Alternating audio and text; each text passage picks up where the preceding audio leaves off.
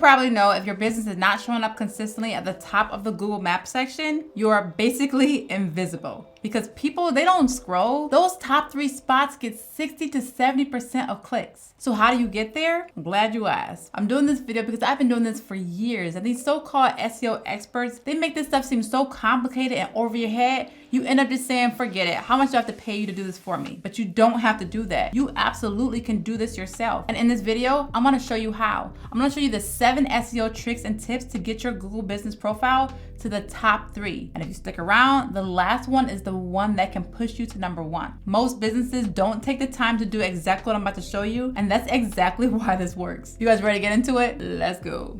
Hey guys, interruption. There's been a huge update that just came out with Google Maps, and it came out after I recorded this video, so I had to go ahead and put this in this video because this is huge and it's gonna change the game for you guys. So Google is no longer just matching keywords like pizza near me or gym in Dallas. Those still do matter, but listen up. It's now interpreting spoken questions from people who are driving and ready to buy. So here's the difference. The old way, Google looked for exact phrases. So if your profile said pizza restaurant and someone searched pizza, you showed up. The new way, someone says, find me a pizza place that's open late and has gluten-free options. Google now has to understand whether your business actually fits that request, not guess. They need to confirm. If your profile just says family-owned pizza restaurant serving the downtown area, Google can't tell if you're open late or if you have a gluten-free option, so you don't get recommended. But if your profile says we serve wood-fired pizza, offer gluten-free options, and stay open until 11 p.m. on weekends, Google understands the meaning behind the question and can confidently recommend you. So use this as your advantage and outrank your competitors. I guarantee you that most of them don't even know about this. So what I'm gonna do, I'm gonna put a prompt in the guide to show you exactly what to say for your business description with this new update.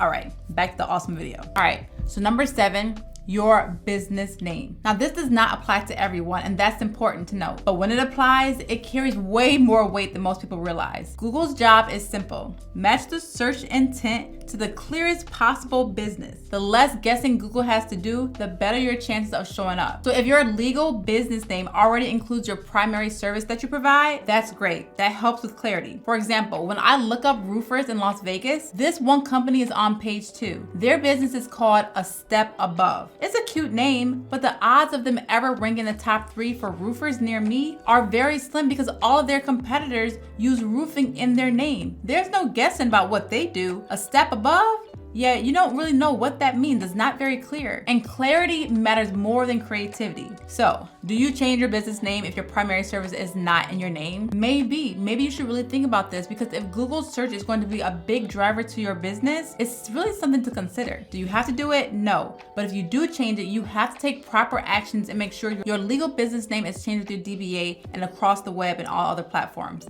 It needs to be consistent throughout the web. You cannot just go ahead and add your primary keyword to your business name, because that can get you suspended. But if your legal name already includes your core service and your competitors are just vague, so that gives you a leg up. So that's the first SEO trick. Number 6 is categories. Your primary category is one of the strongest ranking signals on your entire Google business profile. Most businesses pick this once and never revisit it and just assume that it doesn't matter. But that's a mistake. Your primary category should match your core service, like the main reason someone would look for you. Now, I use this tool called GMB Everywhere, and I have no affiliation to it, but it works, and it's free for how many times you actually use it. So you click on the competitor, and it tells you their primary category that they have on Google, and it tells you all the secondary categories that they have as well. I recommend taking that information and using it. You want to have at least 3 to 5 subcategories in your Google business profile, but make sure they're only relevant to what you offer. Don't just add stuff if you don't offer it. But please listen to this part. Watch this video, but do not change everything at once. Google monitors behavior patterns, and sudden changes across the board looks unnatural, especially on older profiles. So you have to make changes intentionally, just 1 or 2 updates at a time. Then give it a few days and then go ahead and update it again, because that can get your account suspended. So please don't do all this at once. Categories tell Google when to show you. If you don't tell Google what you do, it won't assume, and you're gonna miss opportunities without even realizing it. Use the GMB Everywhere to do the same thing for services. Use this tool to see what services your competitors are using and use those, and take advantage of it. Add 20 to 30 services that you actually provide and make sure you have that on your Google business profile. Number 5, fully build out your Google business profile. An incomplete profile is a weak profile. Every empty field is a missed signal. Every vague section forces Google to just guess. So make sure when you're including your business description, you are including your relevant keywords. Don't stuff your keywords, make it look natural. The businesses that consistently rank treat their Google business profile like a landing page, not a directory listing that you never go back to. If two businesses are equal in every other way, the one that gives Google clearer information usually wins. Number 4, consistent activity signals. So Google does not like dormant businesses. Profiles that sit untouched tend to slide over time, but profiles that show consistent activity tend to stick. So posting once a week is enough. Now, this is not social media. You are not trying to entertain. You are just signaling that your business is active and operating. And updates can be simple. They just need to exist. The key here is consistency, not creativity. What I do is batch my posts, schedule them, remove the thinking from the process. I have a scheduler that I use that I'll put in the description. It's paid, but it's worth it because it automates everything for me so I don't have to think about it. And I'll show you the prompt that gives me 52 content ideas to post so I can take a day, fill that bad boy up, and I'm done for the entire year. I highly recommend it. Number 3, proximity and legitimate location signals. So proximity is one of the biggest ranking factors in local search. That part is not negotiable. Google wants to show businesses that are physically close to the person searching. However, this only applies to legitimate staff locations. So if you wanted to use virtual offices or co-working spaces that are not staffed during business hours, that can violate Google's guidelines and lead to suspensions. Now, this is not something to shortcut. If you have a real physical location where customers or staff are present during stated business hours, then that strengthens your proximity signal. If you operate as a service area business, your service area settings and consistency across your profile, they matter more than just trying to force an address. So the takeaway here is to not manipulate location, it's just to be accurate and compliant. Google is really aggressive about location abuse and suspensions are not worth it. Number 2, photos, videos, and local proof. So photos and videos, they don't rank you on their own, but they reinforce credibility and engagement. And those things, they do matter. When you upload photos regularly, especially from a real job site or your actual business location, you're showing Google and customers that you are active and local. And this is what they call geotagging, and it really helps.